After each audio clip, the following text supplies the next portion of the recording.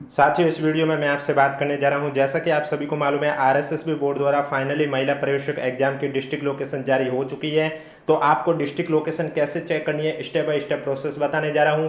Video पसंद आए तो वीडियो को लाइक कीजिए, चैनल जरूर सब्सक्राइब कीजिए। और इसके अलावा 1-2 दिन के अंदर आपके लिए मैं आरएसएसबी बोर्ड द्वारा जनवरी से लेकर जून तक जितने भी एग्जाम आयोजित हुए उनमें पूछे गए करंट अफेयर के सारे क्वेश्चन की मैराथन क्लास लेके आ रहा हूं। इसलिए अगर अभी तक आपने चैनल सब्सक्राइब नहीं किया तो चैनल जरूर सब्सक्राइब कर लीजिए, नोटिफिकेशन भी ऑन कर लीजिए, क्योंकि 24 जुलाई को एग्जाम के बाद पेपर सॉल्यूशन भी आपको इस यूट्यूब चैनल पर देखने को मिलेगी। तो चलिए बात करते हैं डिस्ट्रिक्ट लोकेशन आपको कैसे चेक करनी है। क्या आपके भी नो रिकॉर्ड फाउंड डाटा आ रहा है या फिर नो इन्फॉर्मेशन अवेलेबल आ रहा है, तो आपको क्या करना चाहिए, ये सभी समाधान आपको इस वीडियो के माध्यम से बता दिया जाएगा। इसलिए वीडियो को बिना स्किप किए कंप्लीट देखें। वीडियो पसंद आए तो एक बार वीडियो को लाइक कर लीजिए, चैनल भी जरूर सब्सक्राइब कर लीजिए। तो चलिए बात करते हैं, महिला प्रवेशक एग्जाम का डिस्ट्रिक्ट लोकेशन जारी हो चुकी है। तो डिस्ट्रिक्ट लोकेशन आपको किस तरह से चेक करनी है, तो सबसे पहले तो मैं आपको बता देता हूं, डिस्ट्रिक्ट लोकेशन आप सिर्फ और सिर्फ एसएसओ आईडी से ही चेक कर सकते हैं, बोर्ड की वेबसाइट से नहीं। डिस्ट्रिक्ट लोकेशन में सिर्फ आपको यही बताया जाएगा कि 24 जुलाई को जो आपका पेपर है वो कौन से जिले के अंदर आयोजित किया जाएगा। जिले के अंदर स्कूल या कॉलेज कौन सा होगा वो आपके एडमिट कार्ड यानी कि प्रवेश पत्र में देखने को मिलेगा, जो कि आपको ये 20 जुलाई को जारी किया जाएगा। तो अब डिस्ट्रिक्ट लोकेशन चेक करने के लिए सबसे पहले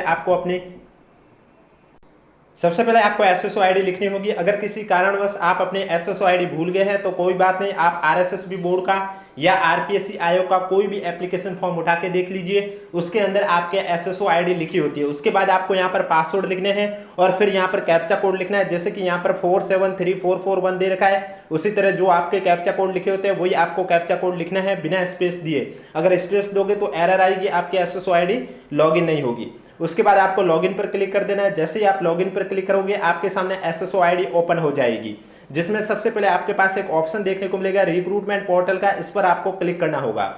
अगर ये ऑप्शन नहीं आ रहा है तो ऊपर सर्च करके भी आप लिख सकते हैं रिक्रूटमेंट पोर्टल, आपके पास ये ऑप्शन आ जाएगा। इस पर जैसे ही क्लिक करोगे आपके सामने इस तरह से पेज ओपन होगा ओटीआर के। अब देखो यहाँ पर आपको ओटीआर अपडेट करने की तो वैसे भी आवश्यकता नहीं होगी, क्योंकि एप्लीकेशन फॉर्म से पहले आपने ऑलरेडी अपडेट कर दिया। अगर वहां आपने अपडेट नहीं किया होता तो आपका फॉर्म भी फिल नहीं होता।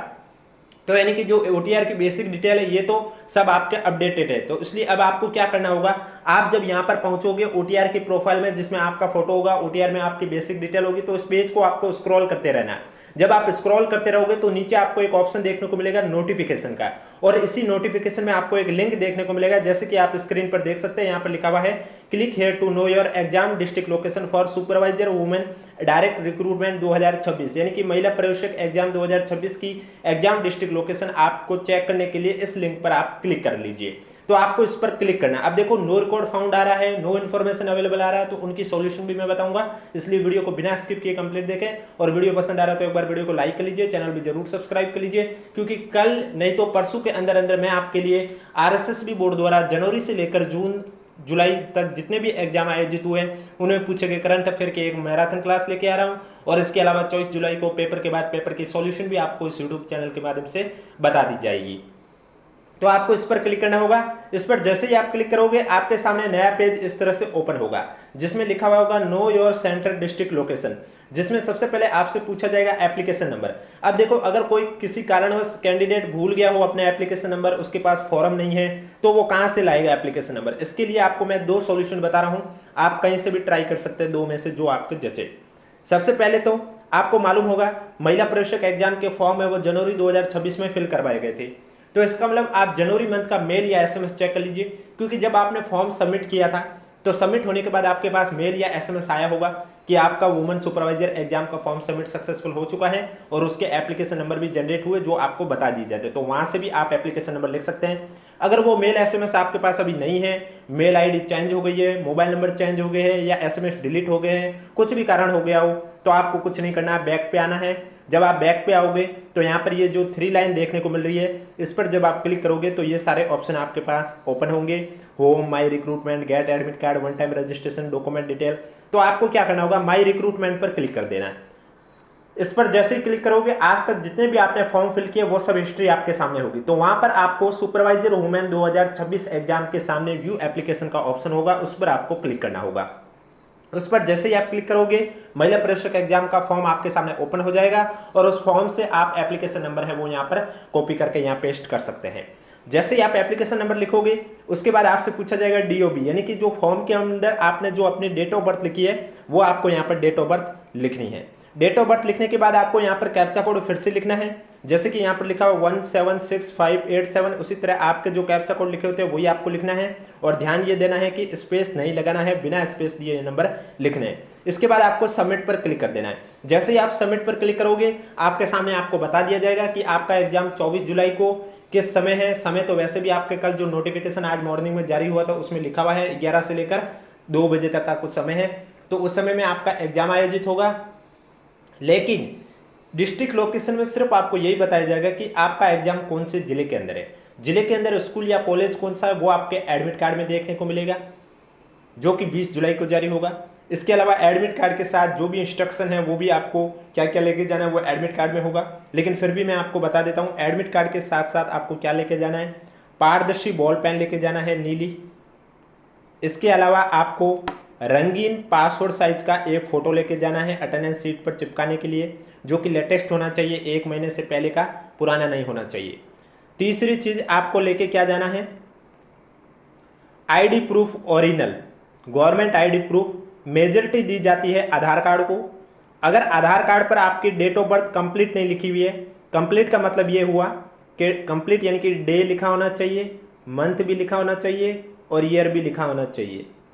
सिर्फ ईयर लिखा हुआ है तो उसके अलावा आधार कार्ड के अलावा एक और आईडी प्रूफ साथ लेके जाइए। फिर चाहे आप पैन कार्ड लेके जा रहे हो, पासपोर्ट लेके जा रहे हो, ड्राइविंग लाइसेंस लेके जा रहे हो, वोटर कार्ड लेके जा रहे हो, वो आपकी मर्जी।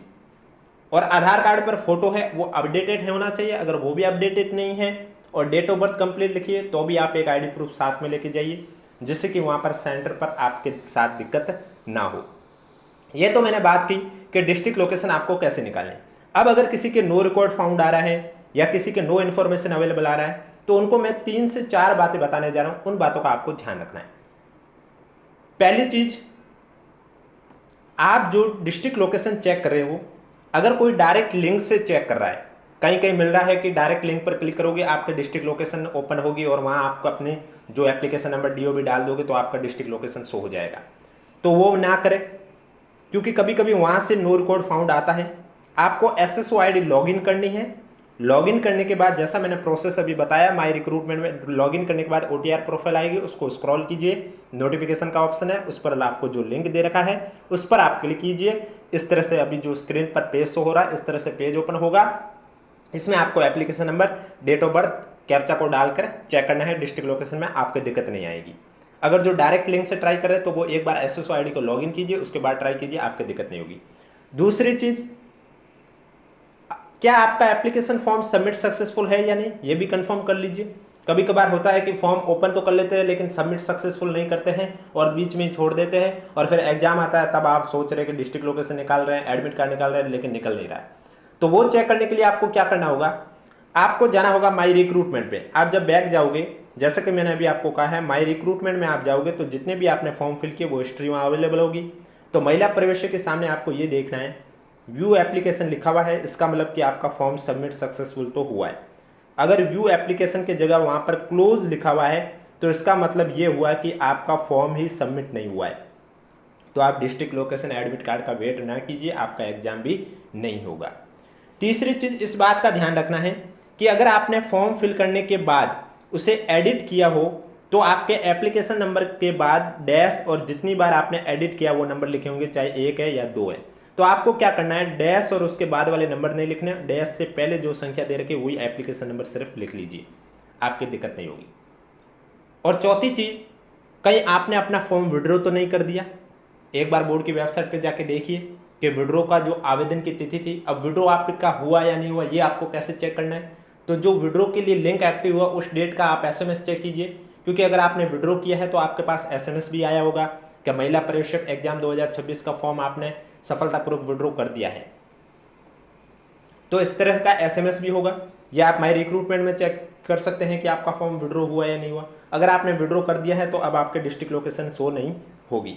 तो ये जो 3 से 4 रीजन मैंने आपको बताए हैं, इनको भी एक बार आजमा के देख लीजिए। अगर ये सब आजमा लिए हैं फिर भी आपके नो रिकॉर्ड फाउंड आ रहा है, तो फिर आपके टेक्निकल प्रॉब्लम हो सकती है, सभी एक साथ डाउनलोड कर रहे हैं, डिस्ट्रिक्ट लोकेशन चेक कर रहे हैं, सर्वर दिक्कत हो सकती है, इसलिए थोड़ी देर बाद चेक कर लीजिए। और एक और प्रॉब्लम जो आ रही है वो भी मैं बता देता हूं कि जब आप application number, date of birth डाल रहे हैं, कैप्चा कोड डाल रहे हैं, सबमिट भी हो रहा है, डिस्ट्रिक्ट लोकेशन भी शो हो रही है, लेकिन जो डिस्ट्रिक्ट आई है वो क्लियरली दिखाई नहीं दे रही, यानी कि कुछ अक्षर दिखाई दे रहे, कुछ शो नहीं हो रहे। मोबाइल से ट्राई कर रहे हो तो इस तरह से आ रहा है, यानी कि आपका जिला शो नहीं हो रहा है, लेकिन एग्जाम टाइम शो हो रहा है, एग्जाम का नाम शो हो रहा है, शिफ्ट शो हो रही, जिला शो नहीं हो रहा, तो कोई बात नहीं। आप जिस ब्राउजर में चेक कर रहे हैं उस ब्राउजर को डेस्कटॉप मोड में ओपन कर लीजिए। जैसे ही आप उसे डेस्कटॉप मोड में ओपन करोगे आपको क्लियरली शो हो जाएगा कि आपका एग्जाम कौन से जिले के अंदर है।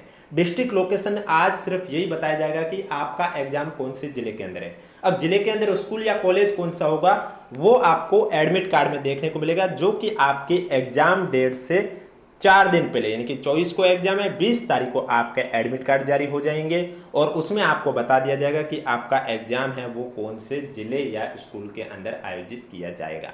वीडियो पसंद आए तो वीडियो को लाइक कीजिए, चैनल जरूर सब्सक्राइब कीजिए और किसी भी साथी को कोई भी डाउट है तो नीचे कमेंट बॉक्स में हमें जरूर पूछें।